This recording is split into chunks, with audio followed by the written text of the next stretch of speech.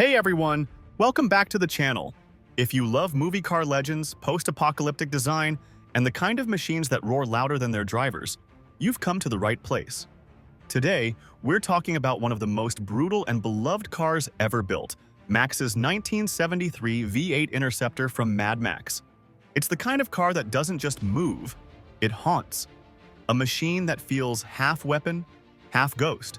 A car that didn't just survive the end of the world, it defined it. So strap in, because we're diving into 20 strange, fascinating, and downright legendary facts about the last of the V8s, the car that turned a low-budget Australian movie into a global phenomenon. Let's hit the throttle. 1. It wasn't built for speed, it was built for symbolism. At first glance, the Interceptor looks like a supercharged demon, a car designed to outrun death itself. But here's the twist. The power wasn't the point. Director George Miller, who was a medical doctor before becoming a filmmaker, wanted the car to represent human obsession with control. He said, "In a world falling apart, the only thing left for Max to control was the machine under him." The Interceptor wasn't meant to be realistic. It was mythic.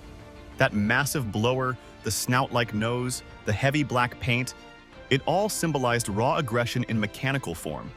Even standing still, it looked dangerous. It looked alive. 2. The base car was a 1973 Ford Falcon X BGT coupe. Forget Detroit muscle. This beast was born in Australia. The base was a 1973 Ford Falcon X BGT, one of the most powerful Australian cars of its time. It came with a 351 cubic inch Cleveland V8 rear-wheel drive and a stance that already screamed, "Don't mess with me." The production crew picked it for one reason. It was cheap, available, and intimidating. They bought it secondhand for next to nothing, and by the time the film was done, it had become priceless. In the 1970s, the Falcon was the working man's car in Australia, the kind of vehicle you'd see hauling lumber one day and racing the next. By turning it into the Interceptor, Miller transformed something ordinary into something mythic. 3. The supercharger was pure movie magic. The most iconic feature of the Interceptor, that enormous, snarling supercharger sticking through the hood, was completely fake. It didn't boost the engine at all. The prop team installed a switch-controlled electric motor that spun the pulley when the engine started, making it look like a real blower in action. It was all smoke and mirrors, or rather, gasoline and deception. But the illusion worked. When audiences saw that chrome beast roar to life, they believed it. That fake blower turned into the most recognizable silhouette in movie car history. And here's the irony. Decades later, fans would spend thousands installing real superchargers on replica Interceptors just to make the dream real. 4. George Miller wanted it to look dangerous, not beautiful. When production designer John Dowding showed Miller his first sketch of the modified Falcon, Miller's only note was chilling. Make it look like a Predator. He didn't want a polished muscle car. He wanted something that felt wrong, something that would make the audience uneasy. So the team stripped off the Falcon's chrome, extended the nose, dropped the stance, and painted the whole body in satin black, the color of authority, death, and myth. The end result looked less like a car and more like a living thing, a shark on wheels, prowling the wasteland for prey. 5. Its official name was the Pursuit Special. In the movie's lore, the car wasn't just the Interceptor. It was officially called the MFP Pursuit Special, custom-built for the Main Force Patrol, the dystopian police force trying to hold order in a crumbling world. But there's a twist. Only one Pursuit Special ever existed in-universe. It was a reward, a gift. When Max is promoted, the mechanic says, "It's the last of the V8 Interceptors." "There ain't no more like this one." That line wasn't just dialogue. It was prophecy. The car became a symbol of the last spark of civilization left in a world turning siege. 6. The front spoiler was handmade. There was no CAD, no factory mold, and no budget. The men who built the Interceptor literally sculpted the nose out of foam and fiberglass by hand, carving and shaping until it looked menacing enough for the camera. They worked in a rented Melbourne garage using simple tools and sheer imagination. One crew member later said, "It was more art project than engineering." That front end, that aggressive wedge shape, changed the whole posture of the car. It made the Interceptor look like it could slice through metal and bone. 7. The whole build cost less than 30,000 Australian dollars. You'd think an icon like this would have cost a fortune, but the entire build, bodywork, engine, paint, interior, came in at under 30,000 Australian dollars. The movie itself had a shoestring budget, so the prop team had to beg, borrow, and salvage whatever they could find. Old bumpers, scrap metal, and fake police parts were stitched together to create what became one of the most recognizable silhouettes in film history. And yet, this low-budget Frankenstein outlived cars that cost millions to make. 8. It had a working engine, and it was loud enough to scare the crew. Unlike most Hollywood prop cars, the Interceptor actually ran. It had a genuine 351 V8 engine under the hood, and when Mel Gibson fired it up, people felt it in their chest.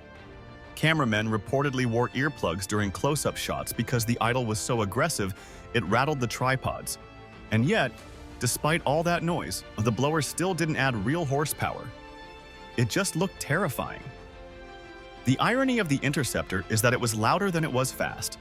But in a movie like Mad Max, sound was everything. That roar became Max's battle cry. 9. The car was nearly scrapped after filming. When the first Mad Max wrapped in 1979, no one expected it to become a hit. The production company left the car in a scrapyard, abandoned and rusting away under the Australian sun. It sat there for months, dirty, half-stripped, forgotten, until a car fan named Murray Smith rescued it. He recognized what it was and offered to restore it himself. That moment saved cinematic history. Without Smith, the Interceptor might have been lost forever. 10. The same car returned in Mad Max 2, The Road Warrior. Yes, the Interceptor you see in The Road. Warrior is the exact same car from the first film, rebuilt, repainted, and battle-scarred. The crew wanted continuity. They wanted audiences to feel like this was the same machine that had survived years in the wasteland. It was the perfect metaphor for Max himself, damaged, dirty, but still fighting. When it rolls across the desert covered in dust, it feels like an old soldier refusing to die. 11. The explosion scene was real and final. When the Interceptor explodes in The Road Warrior, that wasn't CGI, that was a real detonation.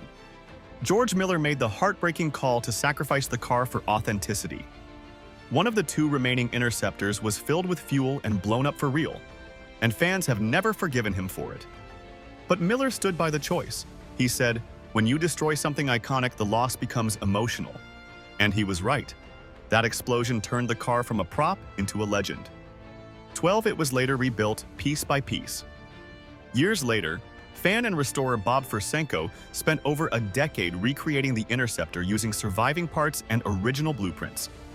He hunted down period-correct Falcon panels, replica superchargers, and hand-cast wheels to match every curve of the original. His replica is so accurate that even George Miller called it the ghost of the real car. It now tours across the world, a living memorial to cinematic grit and imagination. 13. The car was treated like a character. In every Mad Max movie, the Interceptor isn't just transportation, it's identity. George Miller once said, "When Max loses the car, he loses a piece of himself." That's why when the Interceptor is destroyed, the scene feels tragic. Not mechanical, but personal. It's like watching a loyal dog die on screen.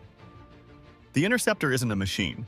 It's Max's last link to the world before chaos, his only constant in a world gone mad. 14. The paint was never supposed to be matte. Originally, the Interceptor was painted high-gloss black for the first film. But after weeks of desert shooting, the sun baked it into a dull, gritty finish, and everyone realized it looked better that way. That weathered, dusty matte black became the car's identity. It looked less like something you polish, and more like something that survived. 15. It inspired hundreds of replicas around the world. From Japan to Germany, from Los Angeles to Perth, fans have built their own versions of the Interceptor. Some are meticulous museum replicas, others are wild tributes built from scrapyard parts. There's even an annual Mad Max run in Australia, where dozens of Interceptor replicas drive across the desert, a pilgrimage of fans honoring their shared obsession. Each one roars differently, but they all carry the same DNA: rebellion.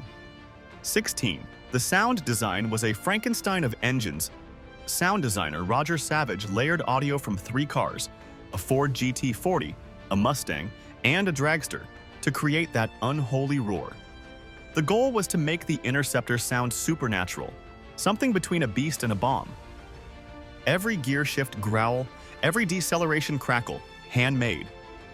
You're not hearing a V8, you're hearing anger, isolation, and survival. 17. The tiny budget created legendary realism. Mad Max had a budget smaller than a modern car commercial. There were no green screens, no stunt doubles for cars, just real metal, real crashes, and real danger. Most chase scenes were filmed on public roads that the crew didn't have permission to close.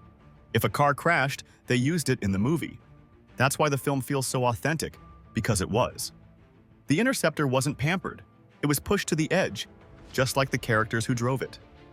18. Mel Gibson didn't have a full license during shooting. Believe it or not, Mel Gibson was barely qualified to drive the Interceptor when filming began. In fact, many of his early driving scenes were shot on a trailer, with the car being towed by another vehicle. By the sequel, though, Gibson had become so comfortable that he did several real driving shots himself, including high-speed stunts. He once joked, "That car taught me to drive better than any instructor." 19. The Interceptor became a global pop icon. After the movie's international success, toy companies rushed to license the Interceptor, producing die-cast models, posters, and slot car sets. In Japan, it was rebranded the Mad Police Interceptor, turning it into a cyberpunk cult object. It became as recognizable as the DeLorean or Batmobile, but unlike them, the Interceptor wasn't polished or futuristic. It was filthy, raw, and real. That's what made it unforgettable.